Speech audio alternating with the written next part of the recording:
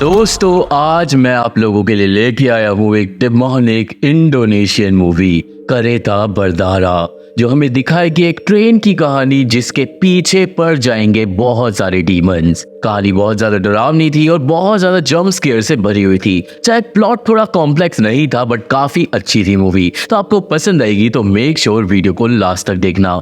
सबसे पहले अब आप लोग चैनल पे नए हो तो चैनल को सब्सक्राइब कर दो और वीडियो को लाइक करना तो बिल्कुल भी मत भूलना, क्योंकि अब हम देखने जा रहे हैं करेता बरदारा मूवी की एक डरावनी डिमोनिक कहानी।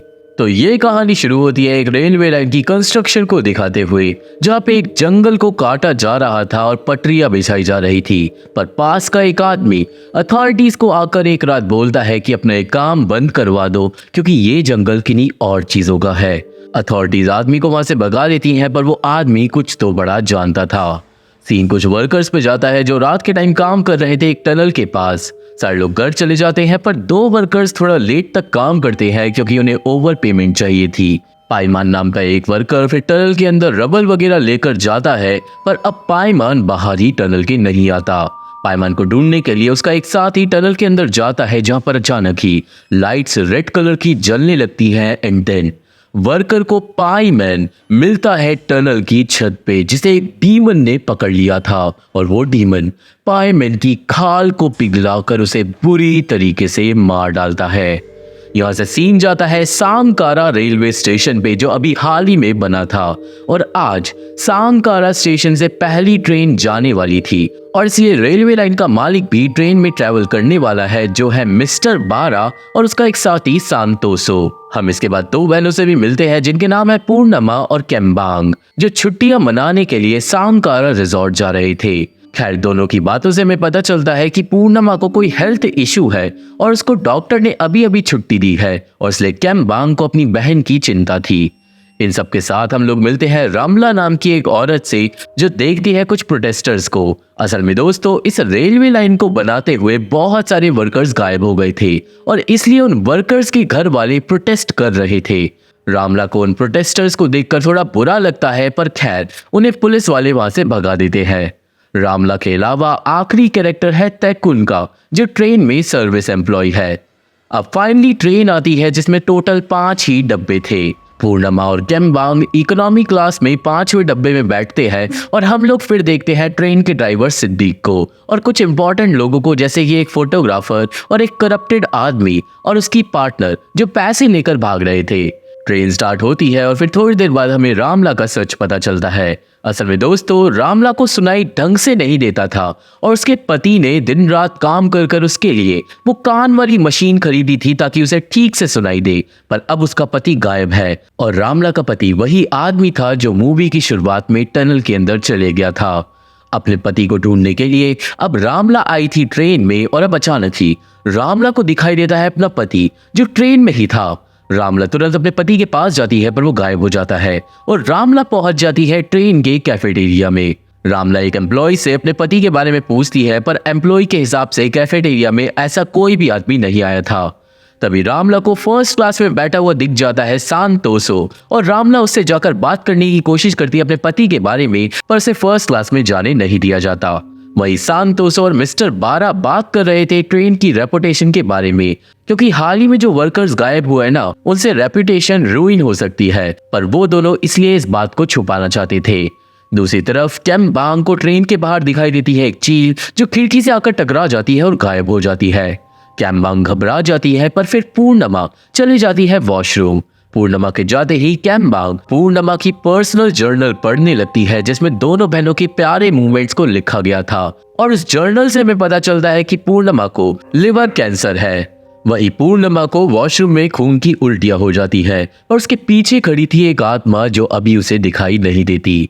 थोड़ी देर बाद ट्रेन एक टनल में एंटर कर जाती है, और अब ट्रेन के 5वें डब्बे में होने लगती है डिमोनिक पैरानॉर्मल चीजें। ड्राइवर देखता है सीसीटीवी कैमरा में कि 5वें डब्बे का दरवाजा अपने आप तेजी से हिल रहा है, जिसके बाद वो दरवाजा हो जाता है बंद। तभी केम्बांग पूर्णमा को वॉशरूम में चेक करने जाती है, क्योंकि उसे बहुत देर हो गई थी। पर केम्बांग के 5वें डब्बे से निकलते ही लाइट्स फ्लिकर करने लगती है। एक छोटी लड़की को एक दूसरी छोटी लड़की दिखाई देती है, जो गेट के दूसरी तरफ से हंस रही थी। पर तभी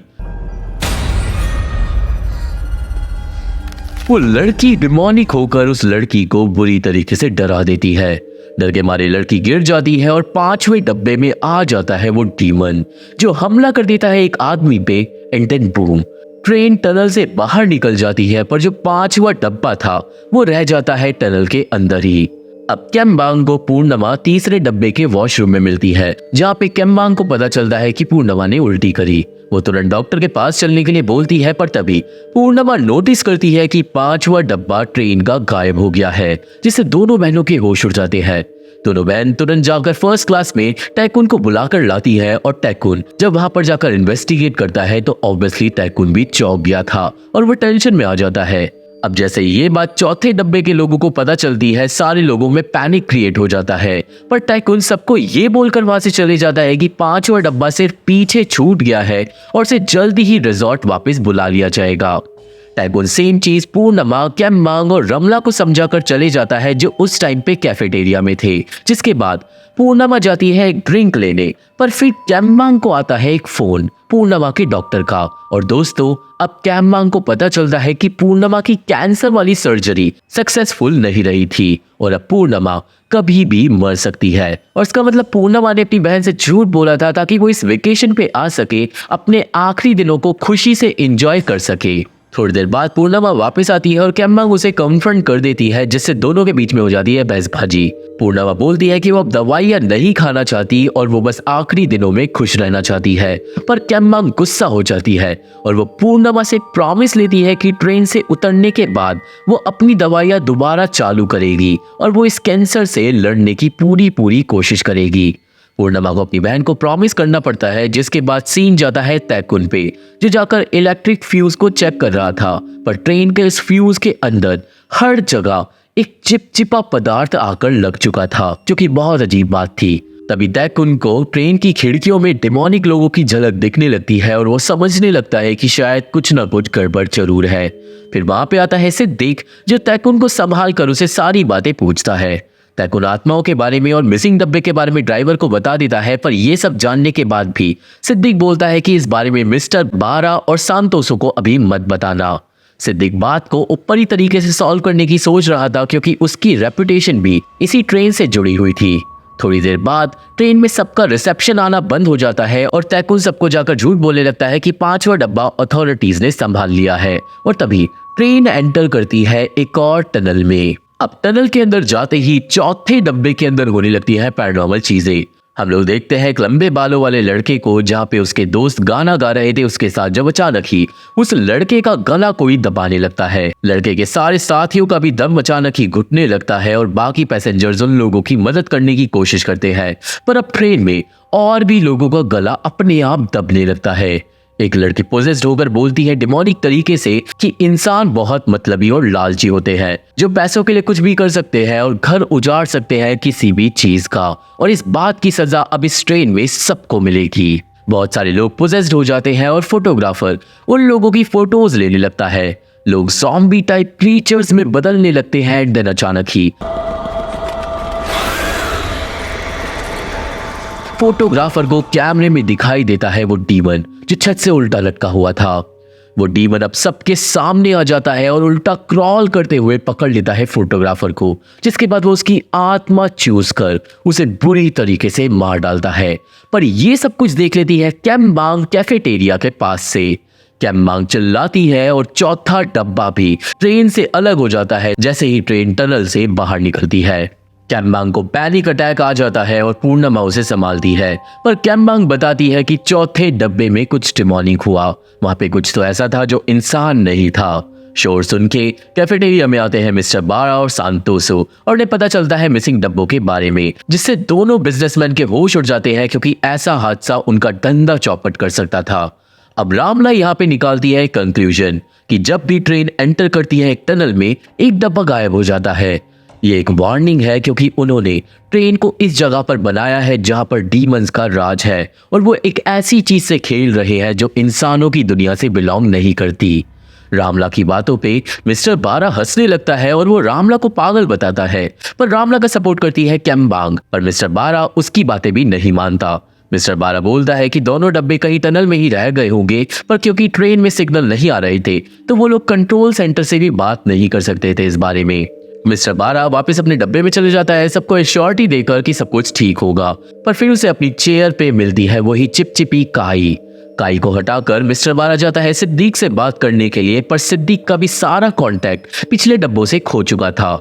मिस्टर बारा बोलने लगता है कि वो रिजॉर्ट पहुंचने के बाद सारे पैसेंजर्स को बचा लेगा और सबको अच्छा खासा पैसा देगा, पर सिद्दीक बोलता है कि ऐसा नहीं हो सकता क्योंकि वो लोग अब जिंदा बचे ही नहीं है।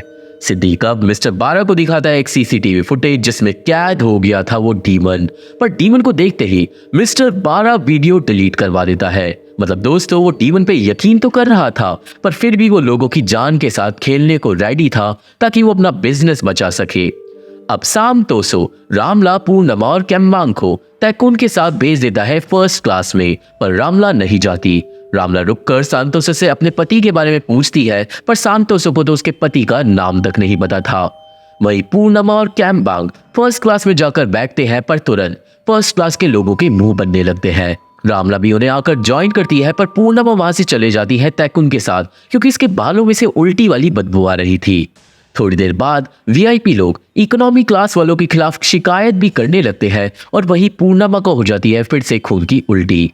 ट्रेन फिर से एंटर करती है तीसरी टनल में और अब फिर से ट्रेन में होने लगेंगी डिमोनिक चीजें। एक एम्प्लॉय को डर लग रहा था और वो वीआईपी में जाना चाहती थी, पर सांतोसो उसे मना कर देता है क्योंकि उसके डर को देखकर और भी लोग डर जाएंगे। अब ट्रेन का तीसरा डब्बा कैफेटेरिया से जुड़ा हुआ था, जहां पर जल्दी ही एक एम्प्लॉय चिल्लाती है और सांतोस और एक दूसरी एम्प्लॉय जाकर चेक करते हैं। जो एम्प्लॉय चिल्लाई थी वो अब गायब हो चुकी थी और पूरा कैफेटेरिया उलट पुलट हो गया था। तभी डब्बे के एंड में सांतोसो और उस एम्प्लॉय को दिखाई देता है एक डीमन, जिससे बचकर सांतोसो और वो एम्प्लॉय चुपके से वापस तीसरे डब्बे में चले जाते हैं और वो तीसरे डब्बे के लोगों को बोलते हैं कि शांति से खड़े हो और दूसरे डब्बे की तरफ बढ़ो। सारे लोग डरते डरते खड़े हो जाते हैं, पर फिर अचानक ही सारे लोग बन जाते हैं स्टैचू, क्योंकि दोस्तों अब उन सब लोगों के आसपास आकर खड़े हो गए थे बहुत ही सारे डीमंस। एक लड़की जमीन पे रैंक कर आगे बढ़ने की कोशिश करती है और सांतोसो दीवार से चिपक कर आगे बढ़ने की कोशिश करता है, पर अचानक ही एक दूसरी लड़की टेबल पे गिर जाती है और सारे डीमंस उसे देख लेते हैं।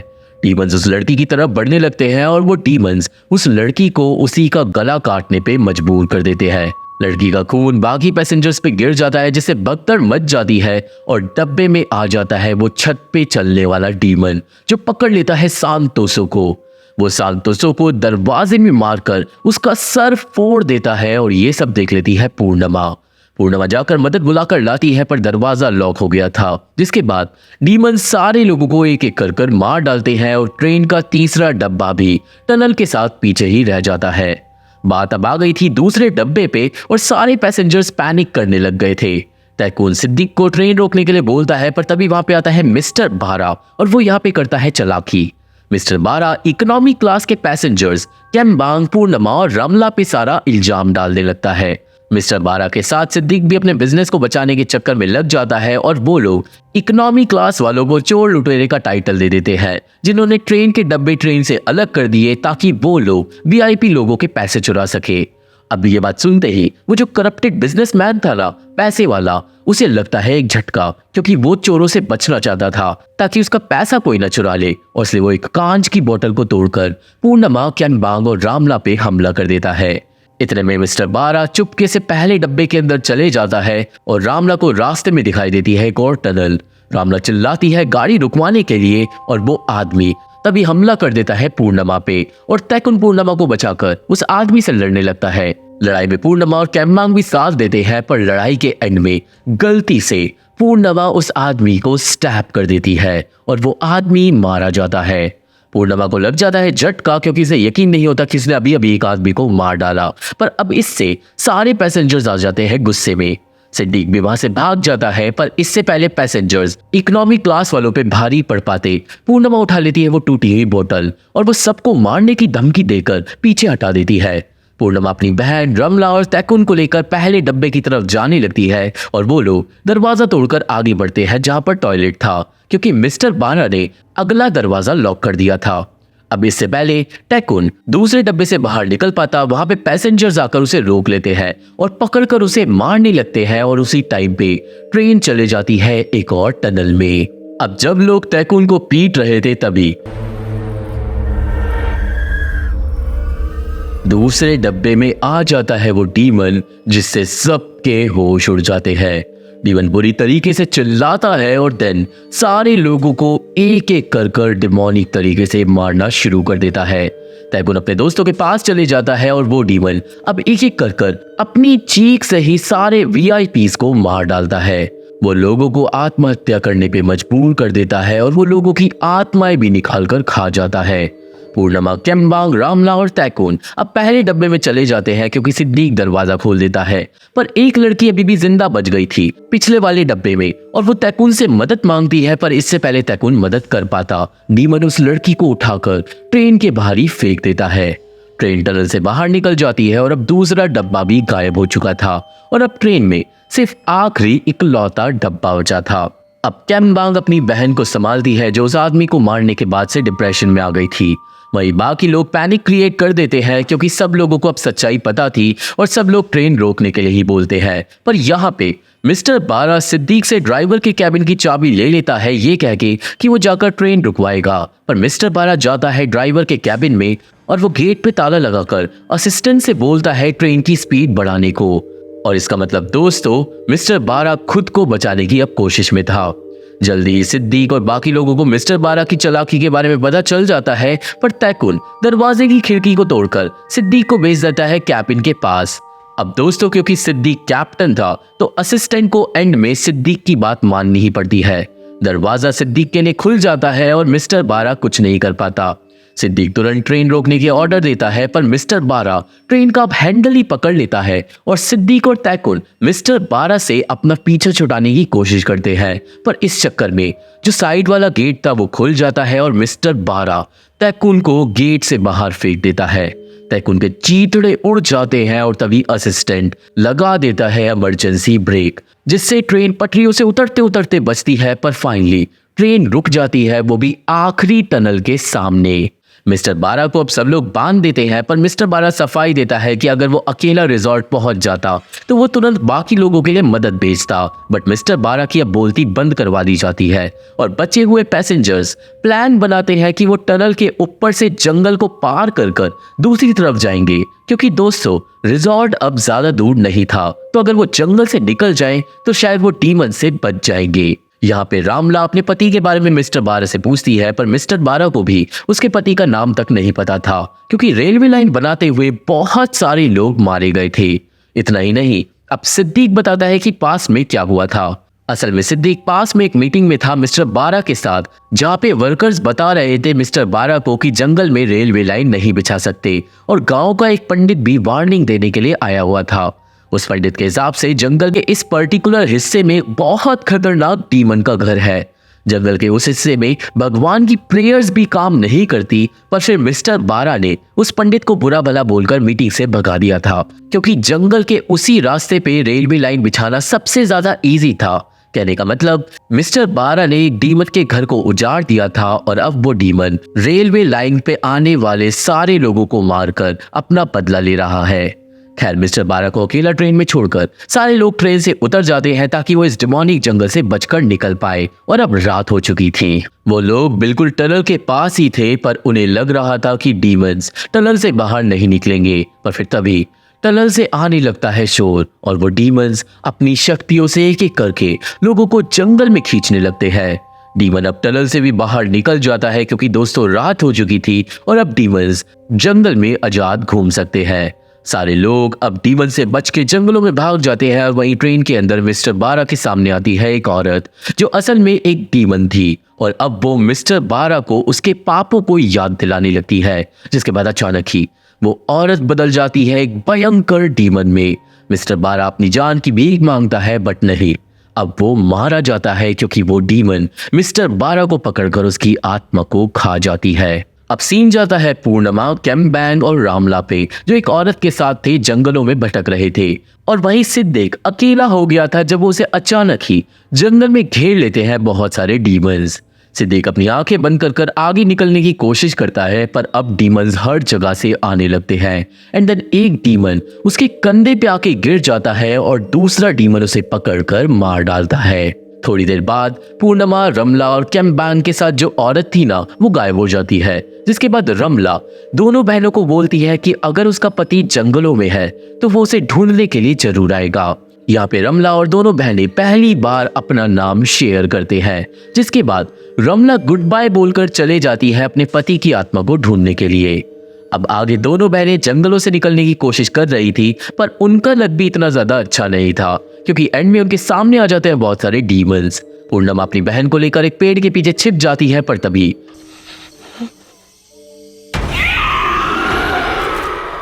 डीमन उसे पकड़ लेता है एंड बूम, पूर्णिमा भी हो जाती है पोजेस्ड। अब फाइनली हो जाता है एंड और हम लोग देखते हैं डीमंस को, जो ट्रेन में जितने भी लोग थे ना, अब सबको पेड़ पौधों में बदल रहे थे।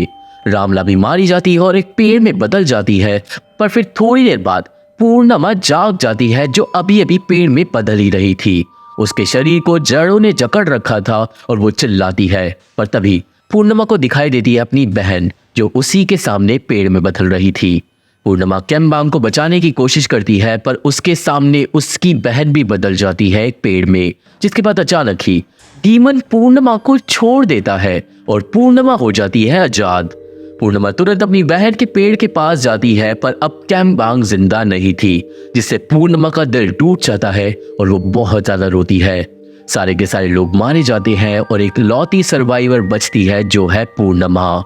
पूर्णिमा अब डीमन को चिल्लाकर बुलाती है और डीमन उसके सामने भी आ जाता है। पूर्णिमा बोलती है कि मुझे अपने साथ ले जाओ और मेरी बहन को छोड़ दो, पर वो डीमन बस पूर्णिमा को देखकर हंसता है और वहां से गायब हो जाता है। पूर्णिमा को समझ नहीं आता कि उस डीमन ने उसे क्यों छोड़ दिया, पर अब वो कुछ नहीं कर सकती थी। इसके बाद पूरी रेलवे लाइन टूट जाती है, सारी टनल्स तबाह हो जाती है और ट्रेन के डब्बों को जमीन निगल लेती है और सीन जाता है 6 महीने आगे।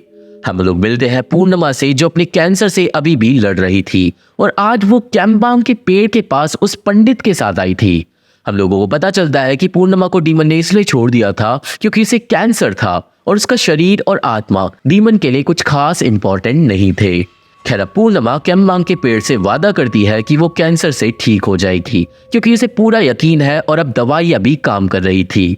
ये बात सुनकर कैम्बांग के पेड़ पे फूल खिल जाते हैं, मतलब उसकी बहन कहीं ना कहीं अभी भी जिंदा है उस पेड़ के अंदर और वो अपनी बहन का ख्याल रख रही है कहीं ना कहीं से तो। और इसी के साथ ये मूवी यहीं पे खत्म हो जाती है।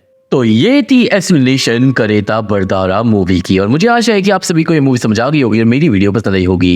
ये मूवी देखनी है तो मेरा टेलीग्राम चैनल ज्वाइन करना होगा, मेरे फेसबुक पेज का लिंक और बाकी social media link description box में मौजूद है। तो अगर आप लोग मेरे से जुड़ना चाहते हो और मेरे से बात करना चाहते हो तो वहाँ पे फॉलो जरूर कर सकते हो।